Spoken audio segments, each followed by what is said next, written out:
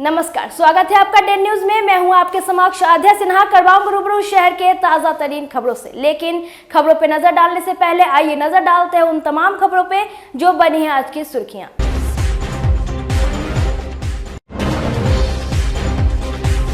घर पर चढ़कर अपराधियों ने एक प्रॉपर्टी डीलर को मारी गोली, हालत गंभीर। हमलावरों की नहीं हो सकी है पहचान, कारणों की पता लगाने में जुटी पुलिस।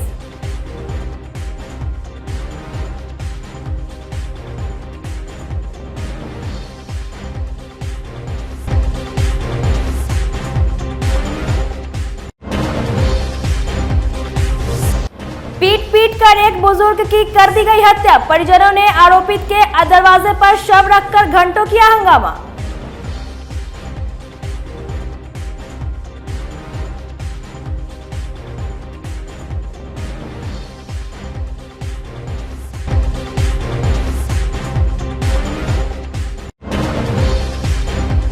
और पूर्व पार्षद पर दुष्कर्म का आरोप लगाने वाली लड़की के घर पहुंचे जाप सुप्रीमो पप्पू यादव, कहा हर हाल में पीड़िता को दिलवाएंगे इंसाफ।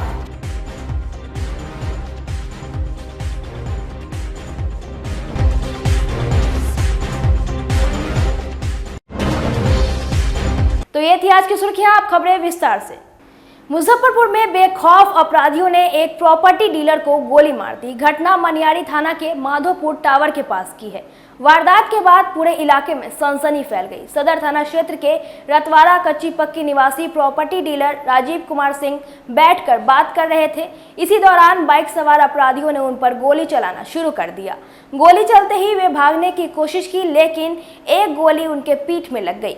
घटना को अंजाम देकर अपराधी बड़े आराम से निकल गए।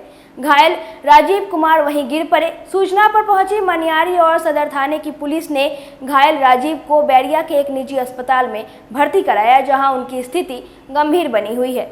मां जानकी अस्पताल के डॉक्टर धीरेन्द्र प्रसाद सिंह ने बताया कि पेशेंट की स्थिति गंभीर है, फिलहाल इलाज किया जा रहा है। इधर पुलिस घटना के कारणों का पता लगाने में जुट गई है। हमको तो अभी यहाँ पहुँच रहे हैं, सूचना मिली कि कच्ची पक्की में गोली किसी ने मार दी है और कच्ची पक्की में ही किसी अस्पताल में है। वहाँ पहुँचने पर पता चला कि यहाँ फ़ोन किए उनके लड़के से, मेरा भतीजा है, उसने बताया कि माँ जानकी में ये एडमिटेड है। यहाँ आकर अभी आप लोगों को जो मेरी वो भौजाई लगेगी, तो वो जो बाइट दे रही थी, तब पता चला मुझे कि माधोपुर स्थल पर हुआ है। इसके पहले मुझे कच्ची पक्की की जानकारी थी। घर कहाँ पे? घर है इनका वन विभाग के सामने, कोल्ड स्टोर के आगे, उसी के सामने मझौली में। मझौली खेत का ना धर्मदास शेरपुर का। क्या करते हैं ये प्रॉपर्टी डीलर है। प्रॉपर्टी डीलर है। क्या किसी को दुश्मनी वगैरह था क्या? आई कैनॉट से, चूँकि हम लोग अलग अलग रहते हैं, इसलिए हम लोग का ऐसा दुश्मनी का कोई अनुमान हम नहीं कर सकते। जिस तरह फायरिंग किया गया और भी कोई साथ में थे कि अकेले थे? हम तो बताए आपको कि मुझे इतनी भर जानकारी है जो बता चुके हैं। इसको बाएं तरफ पीठ में गोली घुसी है, लीवर को, लंग को फाड़ते हुए, लीवर को फाड़ते हुए आगे एब्डोमिनल वॉल में गोली रुक गई है। पेशेंट आया था, उसमें शॉक में था, पल्स रिकॉर्डेबल नहीं था, बीपी अनरिकॉर्डेबल था, पल्स भी नहीं पता चलता था। फर्स्ट एड किए हैं, कुछ इम्प्रूव किया है। आगे हम लोग प्रयास करेंगे कि इसको बचा लिया जाए। मुजफ्फरपुर के साहेबगंज परसौनी रईसी गांव में रविवार की सुबह एक बुजुर्ग व्यक्ति की पीट कर बेरहमी से हत्या कर दी गई। पुलिस ने घटनास्थल से एक लोहे का रॉड बरामद किया है। पुलिस 2 लोगों को हिरासत में लेकर पूछताछ कर रही है। मृतक के शरीर पर कई जगह जख्म के निशान पाए गए हैं। मृतक की पहचान परसौनी दुबे गांव के 60 वर्षीय शिवनाथ राम के रूप में हुई है। बताया गया कि मृतक आम का खुदरा व्यापार करता था। वह मुर्गी फार्म में रहकर आम के बगीचे का रखवाली भी करता था। रविवार की अहले सुबह मुर्गी फार्म का गेट तोड़कर हत्या कर दी गई। परिजनों का आरोप है कि परसौनी रईसी गांव के अनेश ठाकुर और सियाराम ठाकुर के पुत्र ने मिलकर हत्या की है। वहीं पोस्टमार्टम से शव आने के बाद परिजन अनेश ठाकुर के दरवाजे पर शव रखकर हंगामा करने लगे। सूचना पर सरैया एसडीपीओ कुमार चंदन, थाना अध्यक्ष राजेश रंजन अन्य पुलिस कर्मियों के साथ पहुंचे और वहां से शव को हटवाया। हत्या के बाद से गांव में तनाव का माहौल कायम है। पुलिस ने शव का अंतिम संस्कार कराने के लिए घंटों प्रयास किया, लेकिन रविवार शाम 7 बजे तक अंतिम संस्कार नहीं हो सका। परिजनों हत्यारों की गिरफ्तारी की मांग पर अड़े हैं। कहाँ से मिला है? वही जंग से मिलन है, वही जंग घिसिया के मरलन है। जगह का नाम बताइए जहाँ से लाश मिला है। परसवनी दुबे, परसवनी रहे। क्या करते थे सोनाथ राम?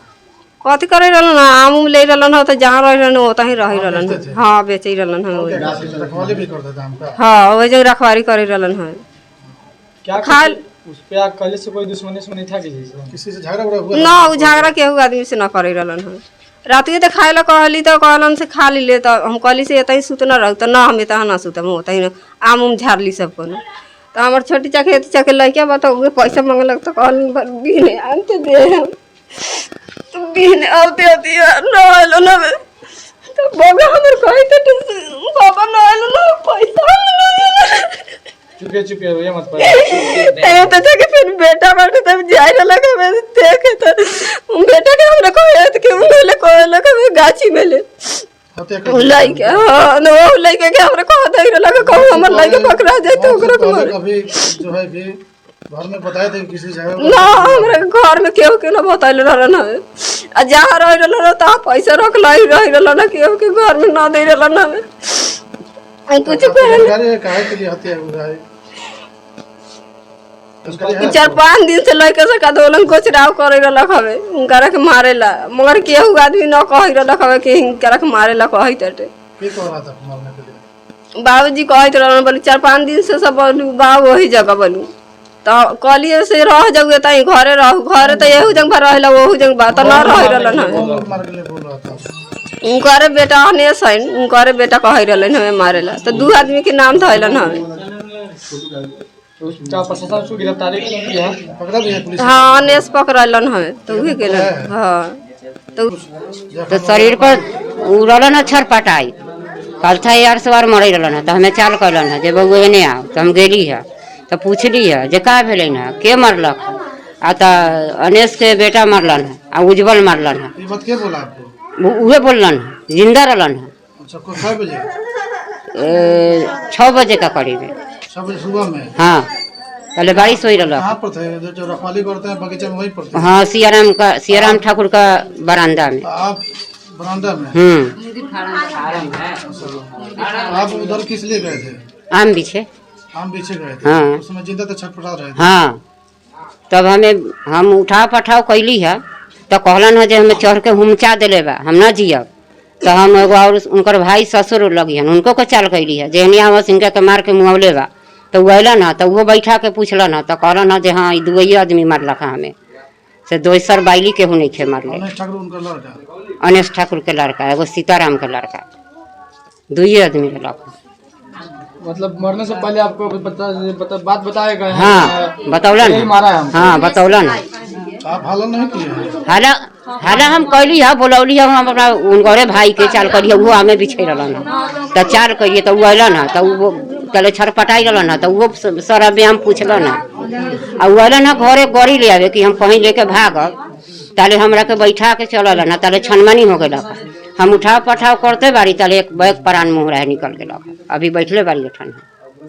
और वो दोनों आदमी जिंदा में लोग गिरा रखा, हमरा लिए ताले जिंदा में गिरा रखा। वो जे मरले रख से कहाँ गया था? बुढ़ऊ का लगे। अच्छा तो पूछलन जे तोरा का भेल बा, तो कहलन जे जो जन से तो तू ही मरले बारे, तू काहे पूछे अले है। ओकरा बाद में फेन मर गेलन है तो हम चिलैली है जब बुढ़ऊ मर गेलन तो फिर मारला पर गेल दोनों गोरा, और जब मर गेल तो मोटरसाइकिल उठा के दोनों आदमी पार हो गए। तो वो कहाँ गए? दोनों भाग गेल, कहाँ भागल से करब हम। गाँव क्या है? हाँ वही जन के बताने पर। मुजफ्फरपुर वार्ड 41 के पूर्व पार्षद विजय झा की मुश्किलें बढ़ती जा रही है। पहले तो उनके वार्ड के नेताओं ने धरना दिया, अब जन अधिकार पार्टी के सुप्रीमो पप्पू यादव लड़की के समर्थन में खड़े हो गए हैं। जैसा कि दर्शकों को मालूम है कि शहर की एक लड़की ने विजय झा पर रेप करने का आरोप लगाया है। पप्पू यादव रविवार को लड़की के घर जाकर पूरी घटना की जानकारी ली। उन्होंने कहा कि अब तो मुजफ्फरपुर पुलिस ने हद कर दी है। लड़की का कोर्ट में 164 का बयान दर्ज होने के बाद भी आरोपी को अब तक गिरफ्तार नहीं किया गया। पप्पू यादव ने पूरे शहरवासियों से आग्रह करते हुए कहा कि आगे आकर इस बेटी को न्याय दिलाएं। उन्होंने कहा कि इस मामले को लेकर वे डीजीपी और मुख्यमंत्री से भी मिलेंगे। इतनी बड़ी 164 और के घटना के बाद जो मैंने बच्ची से बातचीत की और जो मैंने देखा, इनके चैट को देखा, इनसे जो चैट किया एक तरफा चैट थी और यह एक बड़ी एक कंपनी है शेयर मार्केट की, उसमें वो काम करती है। लगातार एक्सप्लॉयटेशन, मैंने पहले भी कहा कि क्या ये मुजफ्फरपुर है या मौतपुर है, और आज भी मैं कह रहा हूँ कि मुजफ्फरपुर दबंगों के, माफियाओं के, दलालों के और पैसे वालों के चंगुल में है। मुजफ्फरपुर में लगभग दबंग ही वार्ड काउंसलर, दबंग ही जिला परिषद, दबंग ही एमएलए, दबंग ही एमपी, दबंग ही मंत्री बनते हैं। यहाँ की प्रवृत्ति है कि यहाँ के समाज, यहाँ की जाति व्यवस्था अपने अपराधी और माफिया प्रवृत्ति को लाइक करती है। और जो बच्ची मुझसे कहा उसमें है मोबाइल लोकेशन दोनों का, उसमें है किस किस एमएलसी, किस किस एमएलए, किस किस एक्स एमएलए से उनकी बातचीत होती है उसका, और उस जगह का सीसीटीवी कैमरा, उनका वहाँ मोबाइल के द्वारा रहना, घर में आके 1 लाख रुपया, 3,000 रुपया मंथली का लेकर, और उसके 1 लाख रुपया बहुत मायने नहीं रखता है, और जबकि पिता भी छोटे नौकरी करते हैं परिवार चलाने के लिए, और उसके बाद सिर्फ किसी भी कारण से, चाहे पैसे का कारण हो चाहे जो भी लोग, उन्होंने, उनकी मानसिकता शुरू से इनके प्रति, इनके घर में ठीक नहीं थी। मैं समझता हूं कि कोर्ट में 164 के बयान के बाद और पोस्टमार्टम रिपोर्ट के आने के बाद यदि इन्हें अभी तक शासन प्रशासन से न्याय नहीं मिली है और इनकी आवाज़ आम जनता ने उठाने की कोशिश नहीं किया है, मुझको लगता है कि कहीं ना कहीं राजनीतिक दबाव के कारण ये मुद्दे को दबाने का प्रयास किया गया है। पहले भी यहाँ पर कितने मुद्दे दबे हैं जिसकी जांच सीबीआई कर रही है। कौन, Aarushi murder case, Navruna murder case, तब भी उसमें कई राजनीतिक व्यक्ति, कई पदाधिकारी उसमें इन्वॉल्व है, और अभी तक नवरूना बलात्कार केस भी नहीं ऊपर हो सकी और सीबीआई अभी तक नतीजे पर नहीं पहुंची। तो मुझको लगता है कि ये दबंग लोग यहाँ लगातार, यहाँ जितने बड़े बड़े माफिया है जो मुजफ्फरपुर को राजनीतिक व्यक्ति के साथ भागीदारी और हिस्सेदारी है, वह बच्चियों के हवस को शिकार पहले भी मनाती। उनको मात्र एक ही बेटी थी और यह हिम्मत इन्होंने जुटाई है, उसी दिन ये महिला थाना गई है। तो फिर 164 का बयान होने के बाद अभी तक उसकी गिरफ्तारी क्यों नहीं हुई, ये सबसे बड़ा मैटर है। गलत है तो गलत आप प्रूफ दे दीजिए। एक सवाल है, मुजफ्फरपुर पुलिस 20 दिनों में राजू सिंह के घर पहुंच जाती है, इनके घर पे क्यों नहीं? नहीं, देखिए मैं आपको बहुत क्लियर कह रहा हूँ, राजू सिंह और उन लोगों का मामला दो भैंसा की मामला है। कोई महात्मा गांधी और क्रिमिनल कोनो वो सुभाष चंद्र बोस थे और ये ऐसा कुछ मामला नहीं है। मैं मानता हूं कि वो राजू सिंह दबंग आदमी हैं, थे, वो रहेंगे, उनका वो अलग मैटर है। जिनसे उनका झगड़ा है वो कोनो दूध के धुले थे क्या, उस पर क्यों चर्चा आप हमसे कर रहे हैं? ये पुलिस, वही मैंने कहा, इससे और भी बड़ी बड़ी घटनाएं घटी है, तुरंत गिरफ्तारी होती है। और इतनी बड़ी घटना घटने के बाद 164 के बयान के बाद उसके बाद क्या बचता है? इसीलिए इस घटना को लेकर के मैं डीजीपी साहब से बात करूंगा। मुजफ्फरपुर के एक पूर्व वार्ड पार्षद पर दुष्कर्म का आरोप लगाने वाली लड़की के घर पहुंचे जाप सुप्रीमो पप्पू यादव ने बड़ी बात कह दी। उन्होंने नवरूणा कांड को लेकर बड़ा बयान दिया कि नवरूणा अपहरण कांड नहीं बल्कि नवरूणा बलात्कार कांड था। मुजफ्फरपुर के कई रसूखदार के साथ साथ नेता और बड़े अधिकारी भी नवरूणा कांड में शामिल है। पप्पू यादव ने कहा कि उसमें से कुछ लोग तो आज बाबा बनकर बैठे हैं। पप्पू यादव ने कहा कि अगर मेरी सरकार बनी तो जिन 10 मामलों को त्वरित निपटारा होगा उसमें नवरूणा मामला भी होगा। पूरा में भी एक हत्या हुई थी नवविवाहिता की, आपके पार्टी के कोई थे उसकी उनकी बहन। सर मैं लगातार एसपी से बातचीत किया, डीएसपी से बात 7 दिनों के अंदर 10 लाख रुपया के चलते उसकी मौत हो गई।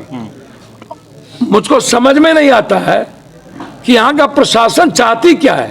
इसके पहले भी एक बच्चे को मार दिया गया है एक लड़की से मोहब्बत के कारण ब्रह्मपुरा में, वहां पर भी प्रशासन बेग काम किया है। वहीं नवविवाहिता की भी हत्या और वहीं पर नवविवाहिता की भी हत्या हुई है। लगातार मैंने पहले कहा मुजफ्फरपुर है कि मौतपुर है। नवरूणा बलात्कार से लेकर के अभी तक सीबीआई भी उस मुकाम तक ना जाए, जबकि उसमें सब रसूखदार और बड़े लोग इन्वॉल्व है।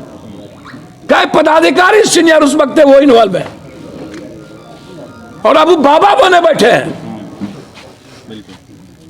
उसमें वो इन्वॉल्व है। जांच होनी चाहिए। नवरूणा बलात्कार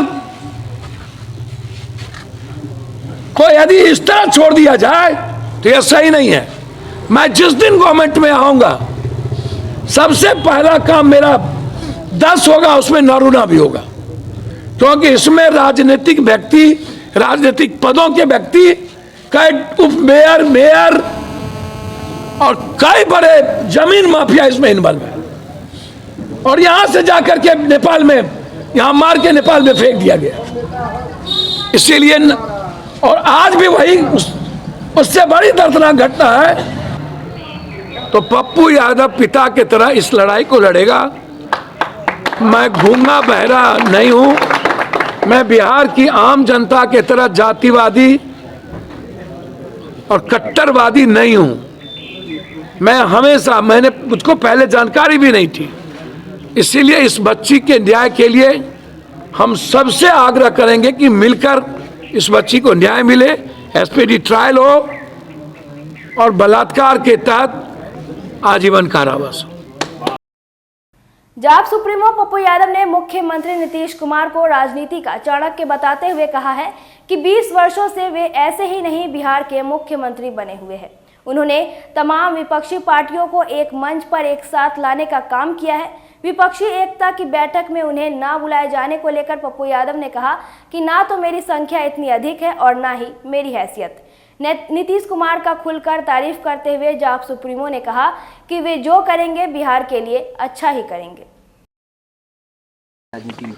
नीतीश कुमार गंभीर है, क्योंकि उन्होंने विपक्षीय नेतृत्व को जिस तरीके से एकजुट किया, सबको लाया। और नीतीश कुमार जी राजनीति, आप जानते हैं राजनीति के चाणक्य कहे जाते हैं। 20 साल एक परसेप्शन, एक चेहरा, लगातार बिहार का मुख्यमंत्री, उसको कोई इधर से उधर नहीं समझे। कोई भी निर्णय उनका पॉलिटिकल ही होगा और देश हित में ही होगा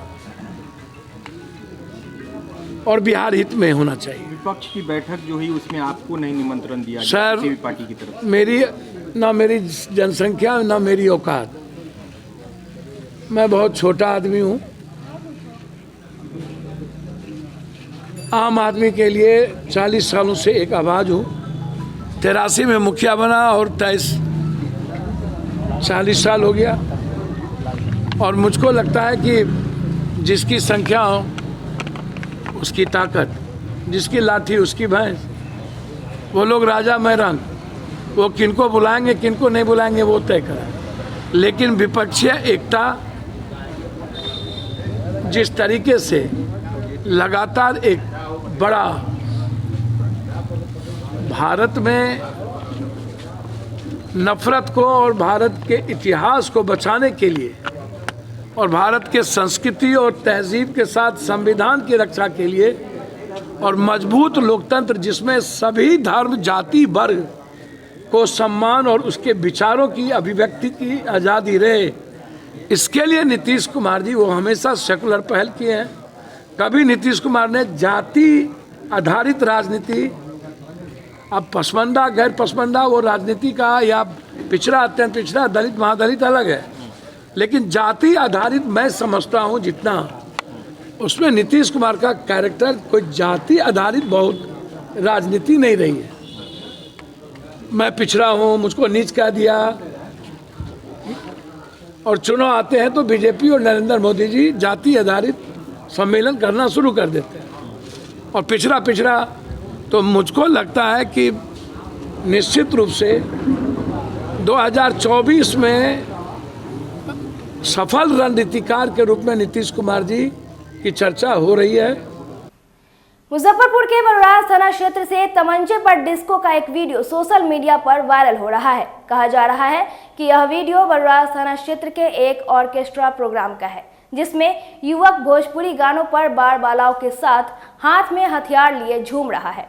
इस वीडियो में साफ साफ देखा जा रहा है कि एक दो नहीं कई युवाओं की टोली बार बाला के साथ ठुमके लगा रहे हैं। बताया जा रहा है कि एक प्रोग्राम के दौरान इस तरह की करतूतें हुई, जिसका वीडियो सोशल मीडिया पर वायरल हो गया।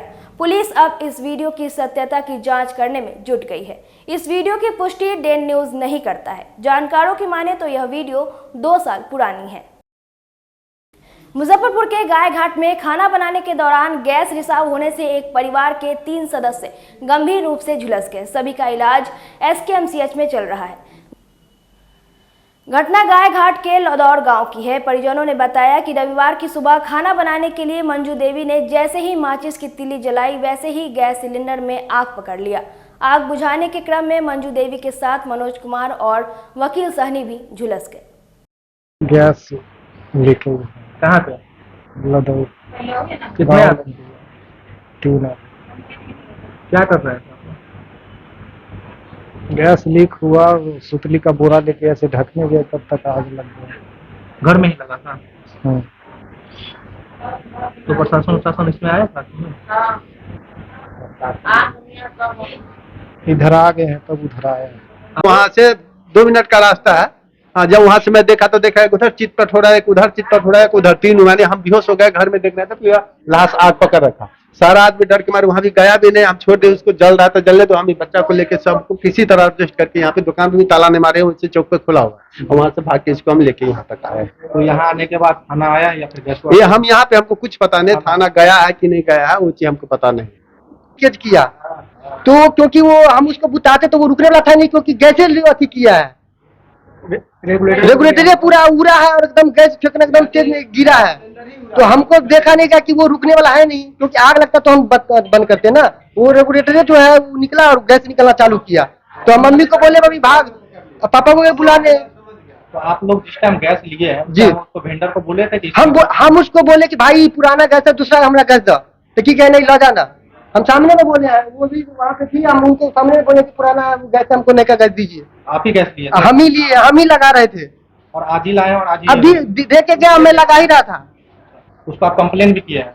हम उसको बोले कि हमको दूसरा बदल के दो, अब वो बोला नहीं रख ला। यहाँ आने के बाद गैस एजेंसी को आप लोग कंप्लेन? अभी नहीं किया कुछ भी, हम लोग पूरा घर जल गया तो कुछ नहीं किया हम लोग। गैस लीक हो गया। कैसे लीक हो गया? सेट का लगा चूल्हा। कै बजे घटना है? 9-10 साढ़े 9 बजे। कब की घटना है? आज की है।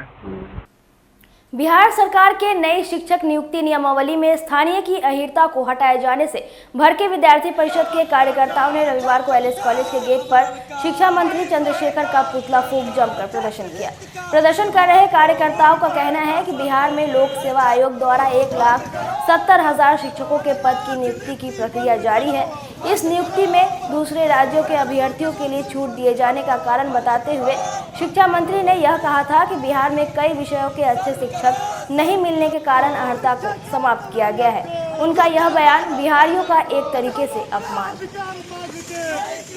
जैसा कि आप पत्रकार बंधु जानते हैं कि जिस प्रकार से यहाँ के बिहार के शिक्षा मंत्री और साथ ही साथ बिहार के जो मुख्यमंत्री है वो पूरी तरह से पागल हो गए हैं। उनको न दिमाग काम कर रहा है, न उनका सेंस काम कर रहा है। जिस प्रकार से विद्यार्थियों का वो जीवन अधर में लटकाए हुए हैं, आप सब देख सकते हैं कि जिस प्रकार से शिक्षा नियमावली में उनके द्वारा बार बार यह चेंज किया जा रहा है, नियम को बनाया जा रहा है, चेंज किया जा रहा है। हमको तो लगता है दरअसल उनको नौकरी देने का मन ही नहीं है छात्रों को। वो छात्रों को गुमराह कर रहे हैं, छात्रों को भटका रहे हैं, और कहीं ना कहीं जो छात्र वर्षों से अपना सब कुछ दांव पर लगाकर यह शिक्षक बनने के लिए पहले एक तो बीएड करते हैं, डीएलएड करते हैं, फिर उसके बाद सीटेट पास करते हैं, उसके बाद जाकर के वो कहीं ना कहीं शिक्षक बनते हैं। लेकिन जिस प्रकार से पहले आप बीपीएससी के थ्रू करवाए, उससे भी हम लोग को कोई प्रॉब्लम नहीं है। लेकिन जिस प्रकार से आप लोग शिक्षा नियमावली में, शिक्षक भर्ती नियमावली में जिस प्रकार से बार बार परिवर्तन कर रहे हैं, यह कहीं ना कहीं विद्यार्थी परिषद के द्वारा आपके संदेहास्पद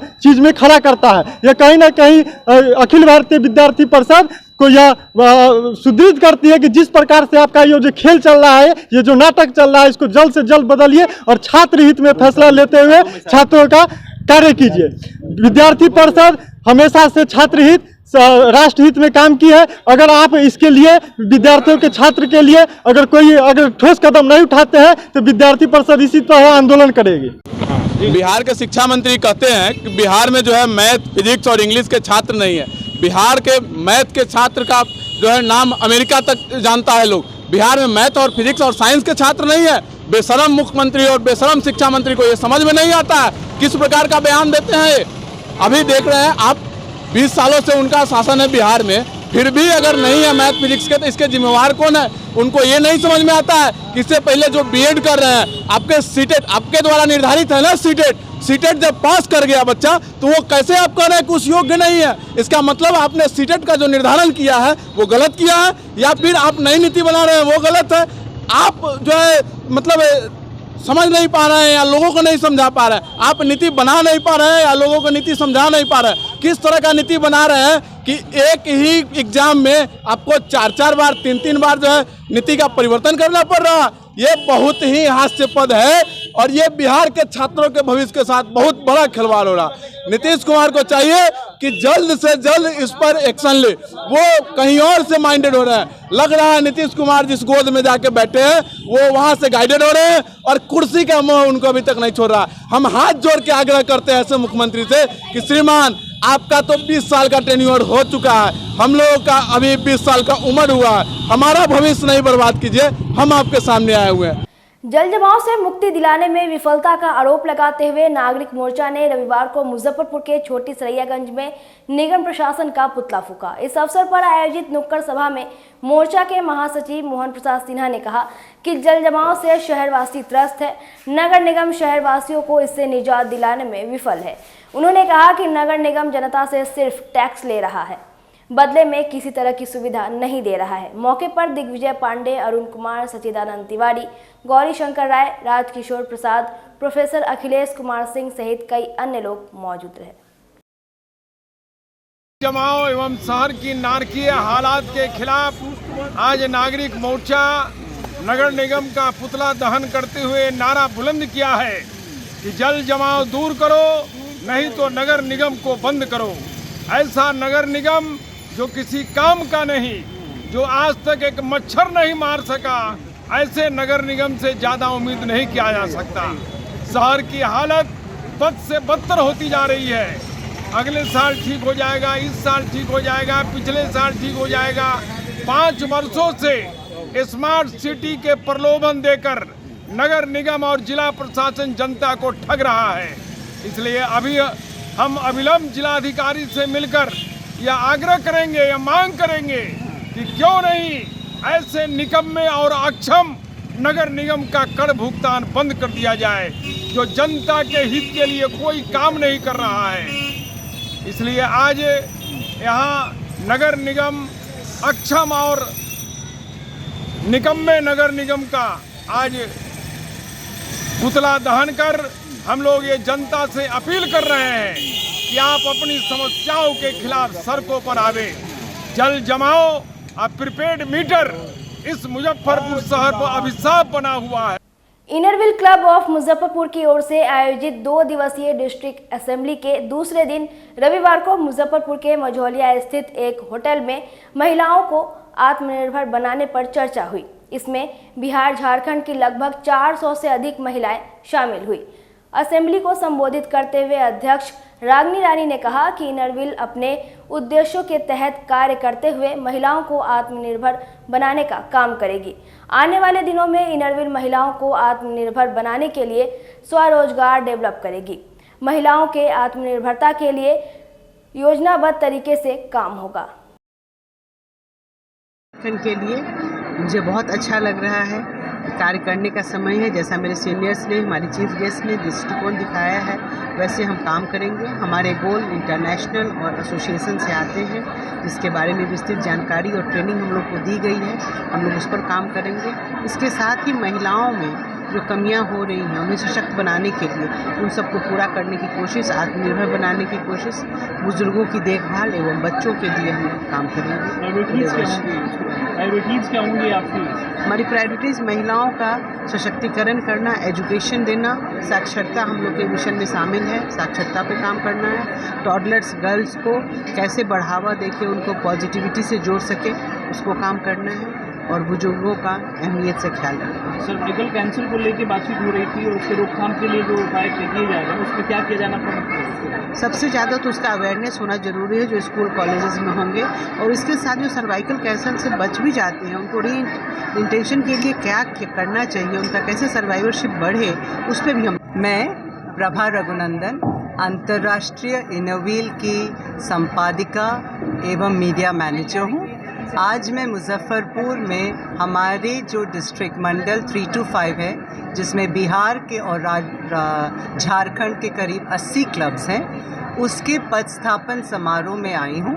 हमारे हर वर्ष जुलाई में जो मंडलाध्यक्षा है वो बदलती हैं और इस साल अध्यक्षा यहाँ की रागिनी रानी है मुजफ्फरपुर की, तो उनकी पदस्थापना के लिए यहाँ आई हूँ। हमारा जो डिस्ट्रिक्ट बिहार और झारखंड के क्लब्स हैं वो पिछले 39 सालों से बच्चों और महिलाओं के लिए काम करते हैं। टॉयलेट्स बनाते हैं, पढ़ाई के लिए स्कॉलरशिप्स देते हैं, सैनिटरी नैपकिन वेंडिंग मशीन्स देते हैं और बहुत सारा अवेयरनेस काम करते हैं। ये वर्ष हमारे इनरव्हील के लिए बहुत ख़ास है क्योंकि ये हमारा शताब्दी वर्ष है। हमारे इस वर्ष की जो विश्व के जो प्रेसिडेंट हैं वो इंग्लैंड के हैं और ख़ास करके ये बहुत ही अच्छी बात हुई क्योंकि इंग्लैंड से ही हमारा जो संस्था है वहाँ ही बना था और वहीं की प्रेसिडेंट हो रही हैं। और इंटरनेशनल कन्वेंशन जो हर 3 वर्ष में होता है, आने वाले वर्ष मई में वो भी इंग्लैंड में ही होगा। आपके चैनल्स और पेपर्स के द्वारा मैं सभी को बताना चाहती हूँ कि भारत में जम्मू से लेके रामेश्वरम तक और दीमापुर से लेके भुज तक करीब 1700-1800 क्लब्स हैं। मुजफ्फरपुर के अखाड़ा घाट रोड स्थित एक विवाह भवन में रविवार को आयोजित बाबा गरीबनाथ सेवा दल की बैठक में सैकड़ों लोगों ने दल की सदस्यता ग्रहण की और सावन माह में कंवरियों की सेवा करने का संकल्प लिया। मौके पर उपस्थित मुख्य संरक्षक अभिषेक पाठक ने बताया कि इस बार सावन में 8 सोमवारी है। सभी सोमवारी पर कांवरियों की सेवा की जाएगी। साथ ही सांस्कृतिक कार्यक्रम का भी आयोजन किया जाएगा। संरक्षक भारतेंदु कुमार ने बताया कि इस बार 1000 से अधिक कार्यकर्ताओं के साथ कांवरियों की निःशुल्क सेवा की जाएगी। अध्यक्ष चंदन कुमार ने बताया कि इस बार रामदयालु स्थित प्रेम विला में शिविर लगाया जाएगा, जिसमें निःशुल्क भोजन और चिकित्सा सेवा प्रदान की जाएगी। कार्यक्रम के दौरान संस्थापक अरविंद अकेला, संरक्षक साकेत सिंह, भारतेंदु कुमार, अमित कुमार, अध्यक्ष चंदन कुमार, उपाध्यक्ष रोहित केवट, पवन यादव, राहुल, कोषाध्यक्ष राजा चौहान, सचिव सौरभ सोनी, कार्यक्रम अध्यक्ष सोनू चौहान, महिला प्रकोष्ठ की उपाध्यक्ष निधि मेघा समेत सेवा दल के सैकड़ों कार्यकर्ता मौजूद रहे। परिवार का ये दूसरी बेत है। इस बार सावन माह में हम लोग का 1020 बच्चे शामिल है, पूरे 22 गर्ल मिलाकर। और हम लोग पिछले वर्ष की तरह इस साल भी बहुत ही धूमधाम से कंवरियों का सेवा की, पिछले वर्ष किए थे, इस साल भी हम लोग सेवा कर रहे हैं और अपना शिविर लगा रहे हैं। इस बार हम लोग प्रेम विला में अपना शिविर लगा रहे हैं, जिसमें निःशुल्क खाने का व्यवस्था रहेगा, भोजन का व्यवस्था रहेगा कंवरियों के लिए। और काफ़ी हम लोग इस बार बहुत ही भव्य तरीके से सेवा कर रहे हैं कंवरियों का। कमेटी का विस्तार भी किया गया है। कमेटी का विस्तार किया गया है। मतलब हम लोग की कमेटी में इस बार संख्या बढ़े हैं, तो पिछले वर्ष के बाकी इस वर्ष भी उपाध्यक्ष की संख्या, सचिव महासचिव की संख्या, सचिव की संख्या, प्रभारी की संख्या सभी में विस्तार हुए हैं। आज आने वाले सोमवारी को लेकर के बाबा गरीबनाथ सेवा दल का बैठक था। संगठन विस्तार किया गया है। पिछले साल लगभग 250 की संख्या में हम लोग कांवड़ियों का सेवा दिए थे। इस बार यह संख्या लगभग 1000 के आसपास है।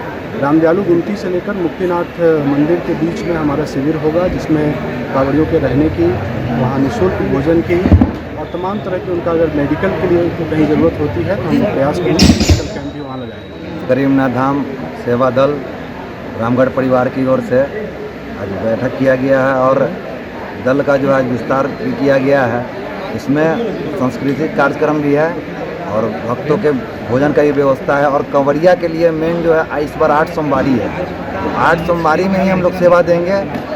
हर साल 4 सोमवारी को देते हैं, इस बार 8 सोमवारी को देंगे। सेवा में कोई कमी ना हुई। जिस प्रकार से कंवरिया आएंगे उनको खाने का, रहने का, दवा का सारे व्यवस्था दी जाएगी बाबा गरीबनाथ सेवा दल की ओर से। रविवार को मुजफ्फरपुर के साहू पोखर मंदिर परिसर में आयोजित महादेव सेवा दल पुरानी बाजार के कार्यकारिणी की बैठक में बाबा गरीबनाथ धाम में आने वाले कांवड़ियों की सेवा पर चर्चा की गई।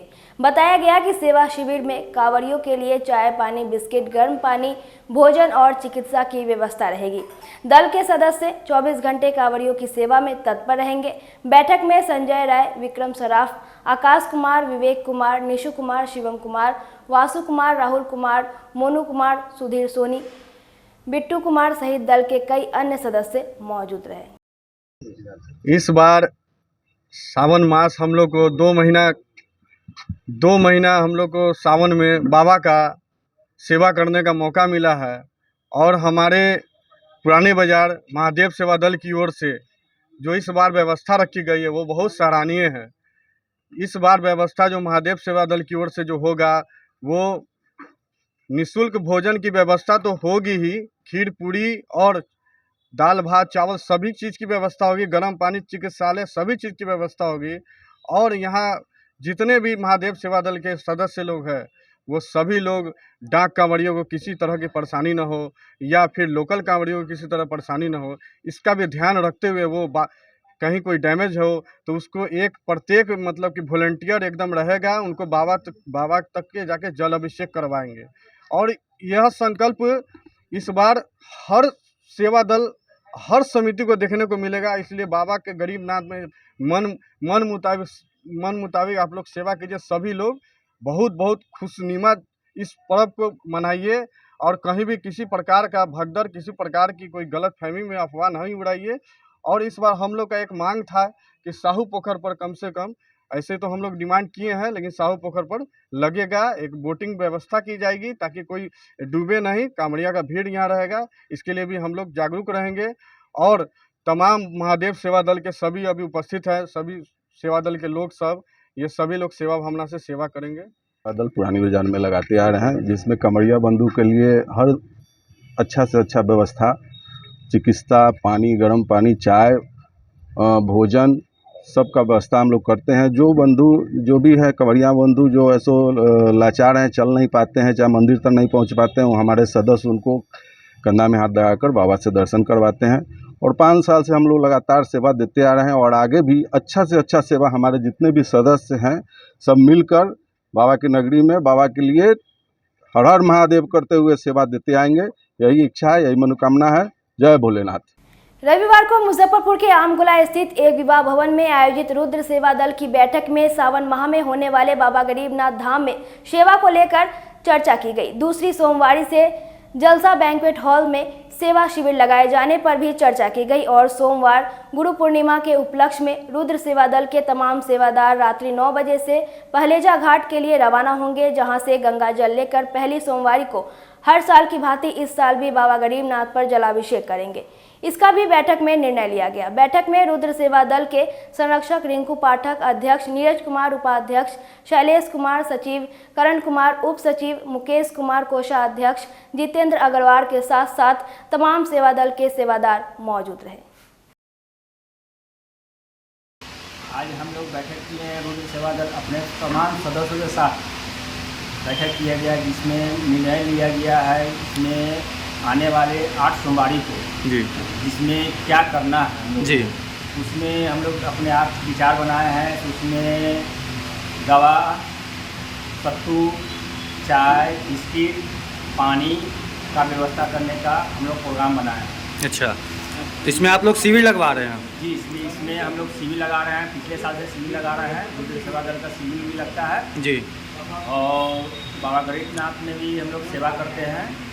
और ये दूसरा साल होगा हम लोग का शिविर लगाए हुए। इसी मुद्दे पर हम लोग बैठ के बात की। ये जो आपका शिविर लग रहा है रुद्र सेवा दल का, ये आप लोग कहाँ लगा रहे हैं? ये जलसा बैंकेट हॉल आमगोला के निकट लगा रहे हैं। अच्छा, इस शिविर में प्रशासन की तरफ से आप लोगों को कोई सहयोग मिला है? पिछले साल भी मिला था और इस बार भी उम्मीद है कि मिलेगा।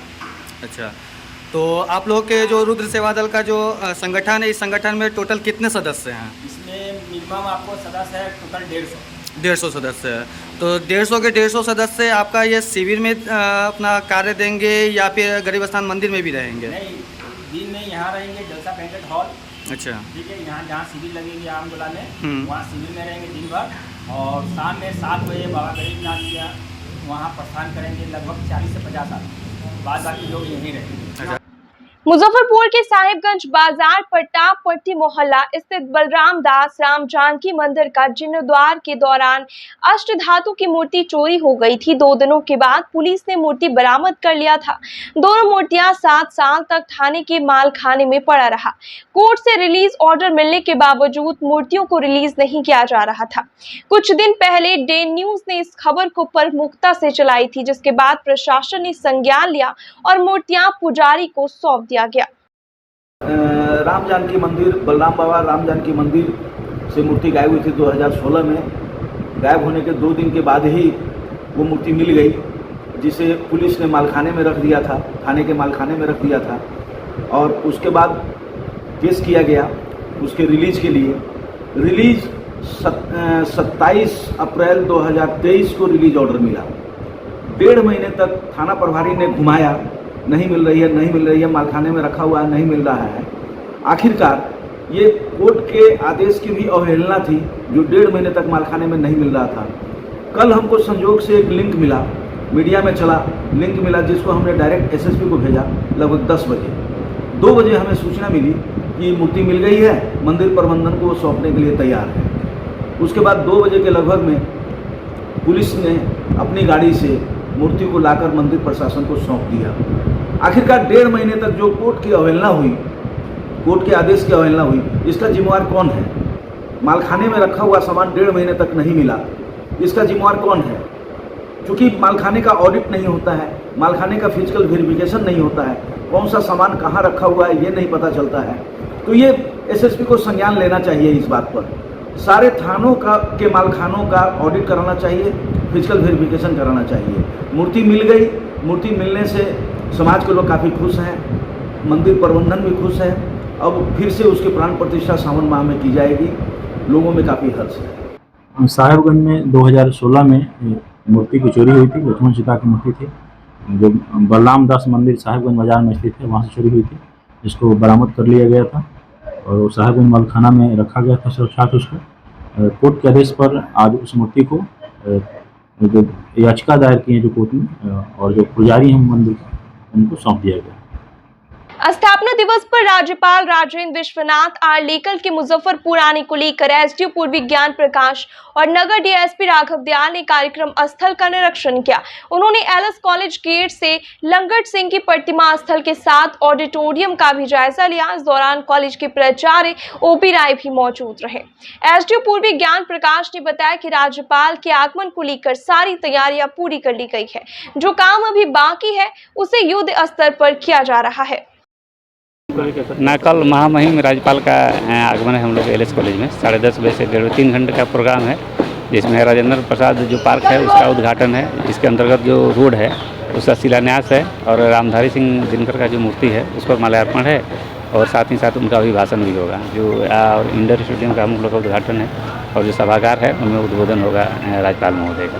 उसी की तैयारी के क्रम में हम लोग आए हुए थे, तो ऑलरेडी हम लोग का पार्किंग स्टैंड का हम लोग चिन्हित कर दिए हैं। जो भी रोड है उसका मरम्मती का भी कार्य भी चल रहा है, जो शाम तक हम लोग कंप्लीट कर लेंगे। तैयारी पूरी कर ली गई। मुजफ्फरपुर में पहली बार रेड रॉयल आम के पौधे में फल लगा है, जिसे देखने के लिए किसान दूर दूर से आ रहे हैं। रेड रॉयल आम को मीठा और स्वादिष्ट आम बताया जाता है। इस पौधे की पश्चिम बंगाल से लाकर लगाया गया था। 3 साल से कम समय में ही ये पौधा फल देने लगता है। इसकी लागत भी कम है और काफी कम जगह में इसका उत्पादन हो सकता है। एक आम का वजन 400 से 500 ग्राम तक है और इसकी कीमत 600 रुपए प्रति किलो बताई जा रही है। आम के शौकीन किसान भूषण सिंह ने बताया कि कई तरह के आम उनके बागान में लगा है। लोगों की डिमांड पर इसकी कलम बना दूसरे किसानों को देते हैं। कितना वजन है? रेड रॉयल मैंगो है वो। 3 साल पहले उसको ज़मीन में हम लगाए थे और आम रेड कलर का ही होता है। फलने में बहुत सुंदर फल भी उसका देखने में भी लग रहा है, मीठा काफ़ी है। बंगाल से हम लोग मंगवाते हैं अक्सर हाँ पौधा, और आम तो बुझिए रहे हैं पिछले साल से भी हम शौकीन हैं आम के बारे में। क्या वजन है आम का? 400 से 600 ग्राम के बीच में इसका वजन आता है। और कितने समय में तैयार हो जाता है? 3 साल में पौधा जब ढंग का हो गया तो आप फल लेना शुरू कर दीजिए। फलने के लिए तिरुपति बालाजी, काशी विश्वनाथ और मां वैष्णो देवी की तर्ज पर श्रद्धालुओं को अब मुजफ्फरपुर के गरीबनाथ मंदिर में भी सावन में ऑनलाइन चढ़ावा शुरू हो जाएगा। बैंक अकाउंट गरीबनाथ मंदिर की वेबसाइट पर सार्वजनिक किया जाएगा ताकि श्रद्धालु को ऑनलाइन सुविधा आसानी से उपलब्ध हो सके। एसडीओ पूर्वी से श्री गरीबनाथ धार्मिक न्यास समिति के उपाध्यक्ष ज्ञान प्रकाश ने जानकारी देते हुए बताया कि सावन में गरीबनाथ मंदिर में डिजिटल चढ़ावा की सुविधा शुरू हो जाएगी। श्रद्धालु सुबह 6 से रात के 9 बजे तक डिजिटल चढ़ावा चढ़ा सकते हैं।